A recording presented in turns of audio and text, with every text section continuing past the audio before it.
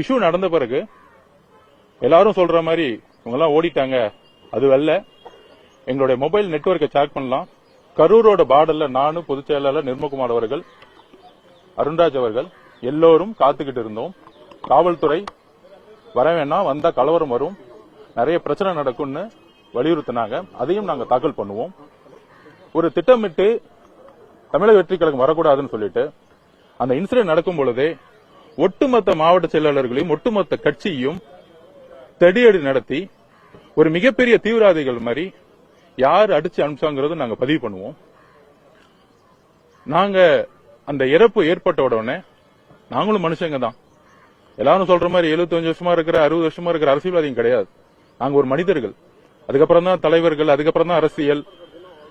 அப்படி இறப்பு ஏற்பட்ட உடனே முதல் 3 நாள் 4 நாள் என்ன செய்யணும்னே தெரியாது. ஏன்னா எங்களுக்குள்ள இன்னும் ஒரு மனிதாபிமானம் இருக்கு. எங்களுடைய உறவுகள் இறந்த பிறகு